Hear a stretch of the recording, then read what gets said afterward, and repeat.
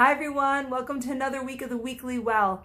I want to talk about worry today. I talk about it often, but it is something that is so prevalent in our society and in our personal lives. Worry, anxiety, fears can really start to paralyze us if we don't do something with them. And I want to talk about that a little bit today.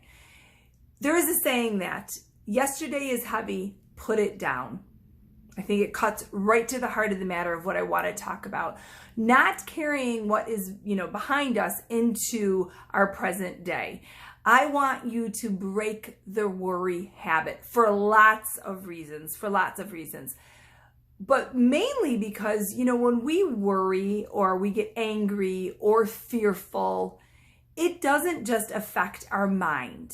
It affects our entire being, our heart and our physical health, and so many things are impacted. And I don't think everyone gets that. They think they are worriers or they're kind of just born that way, and that is not the case. Worry is a habit and therefore it can be broken.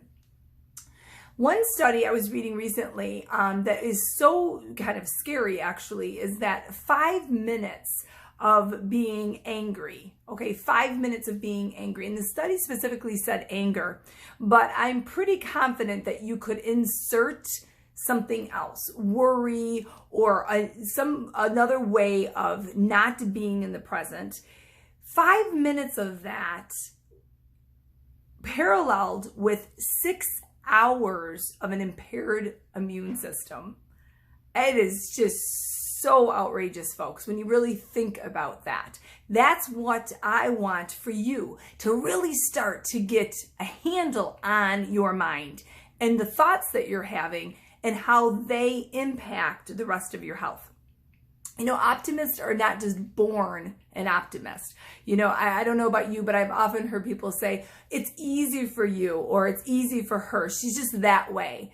Yeah, maybe part of it. Sometimes we're just a little bit more loosey-goosey than other people. Some people are more laid back. But that does not mean that an optimist or a person that really works toward positive emotion, it just comes naturally to them. That doesn't mean that. So I want you to start out by, there's a few things that we can do. Number one, and you've often heard me say this, is I want you to guard your mind as if your life depended on it. Because ultimately, our mental health and happiness does depend on it. I want you to picture your house, your mind, that it has a door, and inside there is beautiful white carpeting, and someone rings that doorbell and you open the door and you see that person is standing there with just mud dripping down their legs. They have these muddy boots on.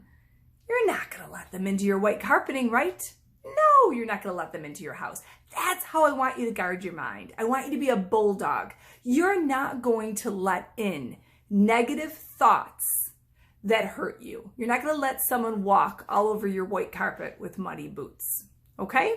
So what are some things that you can do? What are just a way to turn it if you find yourself, let's say at work or driving home from work or at a doctor's appointment or after a long day at home with your children and you're really feeling completely just stressed and anxious and worried and overwhelmed and kind of spiraling out of control. I want you to pause. This is the making of changing a habit, folks. We have to first pause long enough to acknowledge it. And once we do that, I want you to just shift and start to flood yourself with some positive emotion. And the way you can do that is doing almost like a quick gratitude checklist in your mind. Switch it. What am I most grateful for at this moment? Yes, maybe chaos is breaking out around me, but maybe it's as simple as I'm grateful that I can hear this chaos. Maybe it's as simple as that. How about this? How about what am I most proud of? When we're feeling defeated and we're feeling like our ass is dragging and we can't get one more project done, that's a great time to stop and say, What have I done that I'm really proud of? How about that half marathon I ran a year and a half ago? How about that, right? How about thinking and stopping and thinking about who brings joy to my life? Who? Picture someone, think of someone, a love of yours that just by thinking of their name brings you happiness. That's how we begin to stop the worry habit and begin to guard our mind, to guard the door to our mind. And I have to say that another thing that we need to be really just so hyper vigilant about is who we're having conversations with. And I mean conversations in any form, okay? Whether that means face-to-face, via texting, via, on the telephone or social media. If it is negative, folks, it is not for us. And there's a lot that's negative. Do not allow yourself to go down that rabbit hole. There are many, many studies that have proven, specifically for social media, the negative effects on us. Adults, not just children, adults as well. The fear of missing out is real. The idea that our bodies are not what they're supposed to be. I'm supposed to be on the newest diet showing off my muscles. The idea that looks like everyone was invited to that party except for me. I don't care what age you are, that is gonna not make us feel real good. So we have to be very careful about the negativity that we inject ourselves in. And it could be as simple as a conversation on social media or looking into something else on social media and then plucking out that it must have been the best event and I missed out. Not gonna serve us well. So you got this, I got you. You are in charge, my friends. You're in charge of this. Do not let anyone in if they have muddy boots and are going to trample all over your white carpeting. Until next time, I hope you have a wonderful, wonderful week.